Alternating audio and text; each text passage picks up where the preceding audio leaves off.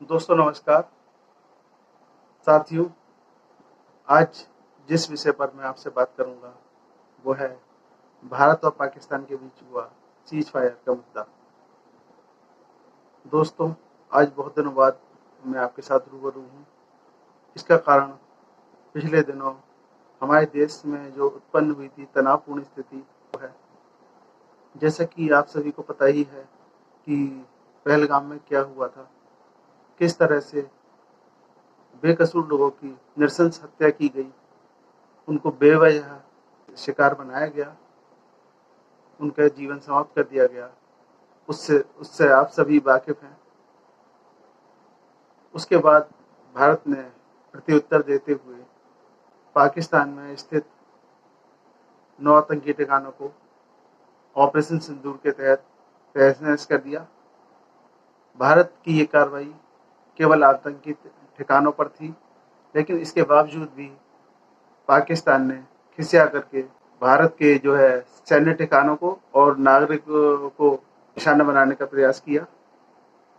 हालांकि भारतीय रक्षा प्रणाली की मजबूती के कारण उसका ये प्रयास सफल नहीं हुआ और सारे ड्रोन्स, सारी मिसाइल्स जो उसने भेजे थे वो सारे असफल रहे। भारत को कोई नुकसान नहीं पहुंचा सके, लेकिन उस पाकिस्तान का मंसूबा बहुत खतरनाक था। पाकिस्तान ने ऐसा इसलिए किया क्योंकि भारत को उत्तर देने के लिए भारत में कोई आतंकी ठिकाने तो है नहीं जहां वो कार्रवाई करता। इसलिए उसने जो है भारत के सेना को और भारत के नागरिकों को अपना निशाना बनाने का प्रयास किया। हालांकि गोलीबारी में जो सीमा पर हुई थी उसमें काफ़ी लोगों भारत के हताहत हुए, जो कि बहुत ही दुर्भाग्य की बात है। भारत ने पाकिस्तान की इस कार्रवाई का मुंह तोड़ जवाब देते हुए पाकिस्तान के सैन्य ठिकाने हैं उनको निशाना बनाया। नागरिकों पर फिर भी कार्रवाई नहीं की भारत ने और पाकिस्तान के जो सैन्य ठिकाने थे उनको काफ़ी नुकसान पहुंचाया। ऐसा लग रहा था कि जैसे भारतीय जो सेना है वो इस बार पाकिस्तान से आतंक का नामो निशान मिटाकर ही रहेगी। लेकिन तभी अचानक एक घोषणा हुई और वो घोषणा थी कि दोनों देशों के बीच सीज फायर किए जाने की घोषणा। ये बड़ा हैरानी वाला निर्णय था। हैरानी वाला निर्णय इसलिए क्योंकि भारतीय सेना जो है बड़ी मजबूती के साथ आगे बढ़ रही थी।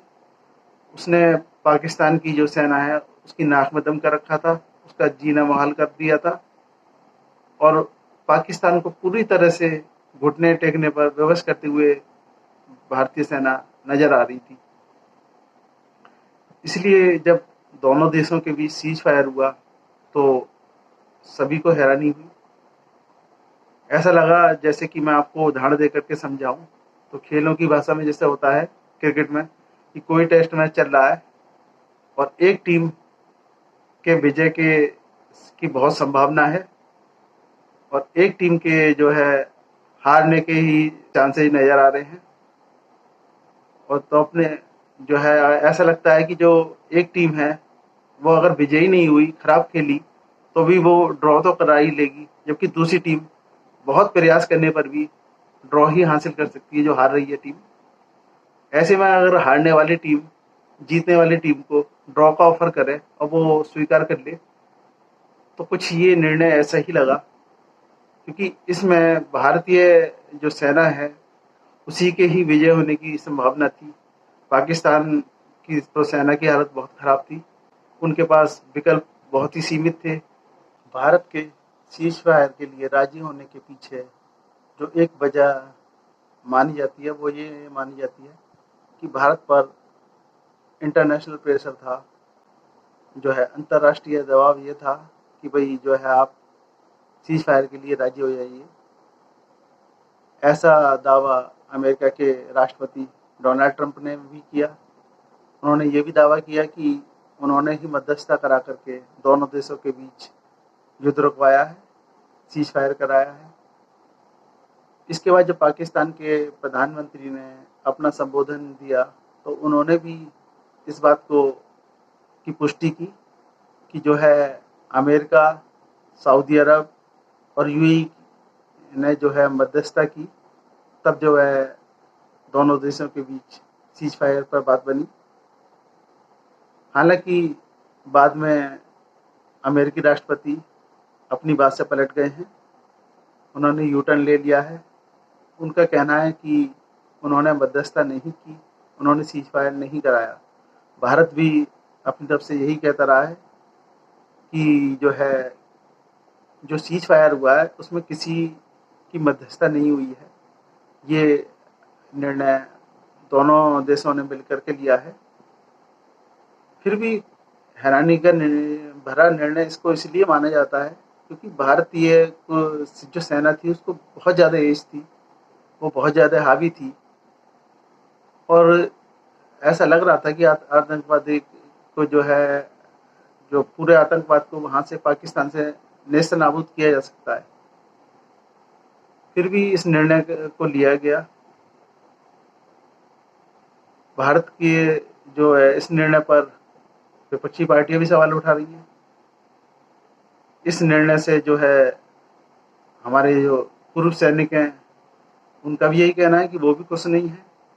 मेरी कई नागरिकों से बात हुई, उसमें मिली जुली राय है, लेकिन काफ़ी सारे लोग ऐसे हैं जो कि इस निर्णय से संतुष्ट नहीं है। उनका कहना है कि भारत को अपनी कार्रवाई को जब तक कि अंजाम तक नहीं पहुंचा देती जारी रखना चाहिए था, क्योंकि भारत जिस हिसाब से हावी था वो वहाँ से आतंकवाद को ख़त्म कर सकता था, क्योंकि हमारे जो लक्ष्य थे वो पूरी तरह से हासिल नहीं हुए थे। जैसा कि बताया जाता है कि भारत के अनुसार 21 आतंकवादी ठिकाने थे पाकिस्तान में, लेकिन उनमें से अभी 9 ही तबाह हुए थे। 12 थे आतंकवादी ठिकाने वहाँ के अभी भी बाकी थे। इसके अलावा वहाँ जो आतंकियों के सरगना हैं, हाफिज सईद, अजहर मसूद और दाऊद इब्राहिम जैसे लोग, वो अभी भी जो है जिंदा है, बैठे हुए हैं। इनको जो है संरक्षण देने वाली, पालने पोसने वाली आईएसआई भी अभी तक यथावत स्थिति में है। तो इस कारण से भारत को भी इन पर भी कार्रवाई करनी चाहिए थी, क्योंकि जो है ये जो स्ट्रक्चर हमने गिराया है वो ये लोग, अब विदेशी सहायता इन्हें मिलती है तो उसके सहारे फिर से स्ट्रक्चर खड़ा कर सकते हैं। ये फिर से आतंकवाद की नई पौध को जो है जन्म दे सकते हैं, क्योंकि इनके जो मुखिया हैं, जो सरगना हैं, वो अभी भी जिंदा हैं। इनको संरक्षण देने वाली आईएसआई और जो पाकिस्तान की सेना है वो भी अभी जो है इस स्थिति में है कि वो फिर से ये सब जो है स्ट्रक्चर खड़ा कर सकती है। तो इसलिए जो है ऐसा लगता है कि भारत को भी अपनी कार्रवाई नहीं रोकनी चाहिए थी। पाकिस्तान में आतंकवाद का पूरी तरह से जो है सफाया नहीं हो जाता। जहाँ तक बात है कि क्या भारत की कार्रवाई से पाकिस्तान सुधरेगा, मुझे और काफ़ी सारे लोगों का भी यही मानना है कि उन्हें नहीं लगता कि पाकिस्तान इससे सुधरेगा। पाकिस्तान कुत्ते की दुम की तरह है, जो कि सुधरने वाला नहीं दिखता। मित्रों, हमें जो है अपने अंदर दया का भाव रखना चाहिए, हमें क्षमाशील होना चाहिए, लेकिन हमें ये देखना चाहिए कि हम क्षमा जो कर रहे हैं वो किसको कर रहे हैं। क्या वो व्यक्ति इस योग्य है कि हम उससे क्षमा करें? अगर वो योग्य नहीं है तो हमें उससे क्षमा नहीं करना चाहिए, क्योंकि ऐसे लोग जो कि खुदगर्ज होते हैं, जो कि एहसान फरामोश होते हैं, वो मौका मिलते ही हम पर फिर से पलटवार करेंगे, और पाकिस्तान भी उन्हीं में से एक है। आज पाकिस्तान सीज फायर के लिए इसलिए तैयार हुआ है क्योंकि वो कमज़ोर है। कल को पाकिस्तान थोड़ा सा सबक लेकर के फिर हमारे ऊपर पलटवार कर सकता है, और पाकिस्तान यदि मजबूत होता, मुझे नहीं लगता कि वो सीज फायर के लिए राजी होगा। हमें अपने इतिहास से सबक सीखना चाहिए। इतिहास गवाह है कि जब भी हमने या किसी भी और बहादुर ने किसी पर दया करके छोड़ा है और उस पर रहम, किसी व्यक्ति पर रहम खाया है या किसी देश पर रहम खाया है और वो उस योग्य नहीं था, तो उसने पलटवार किया है।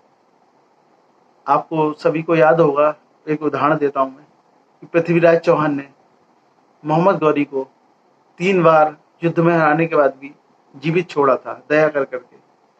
लेकिन जब मोहम्मद गौरी पहली बार ही जीता, तो उसने पृथ्वीराज चौहान पर कोई दया नहीं की। उसने उनको जो है बिल्कुल भी छोड़ना उचित नहीं समझा। तो यही हाल पाकिस्तान का है। हमें ये चीज़ समझनी होगी और पाकिस्तान से बिल्कुल सचेत रहना होगा। खैर, भारत सरकार का ये निर्णय अच्छा निर्णय है या खराब निर्णय, ये तो आने वाला समय बताएगा। लेकिन हमारी सेना जो है बहुत सक्षम है और वो जो है आगे भी पाकिस्तान की ओर से कोई दुस्साहस हुआ तो उसका करारा जवाब देगी, इसमें कोई दो राय नहीं है। हमें अपनी सेना पर पूरा भरोसा है। इसी के साथ मैं अपनी बात समाप्त करना चाहूँगा। जय हिंद, जय भारत, जय हिंद की सेना, भारत माता की जय। नमस्कार मित्रों, धन्यवाद।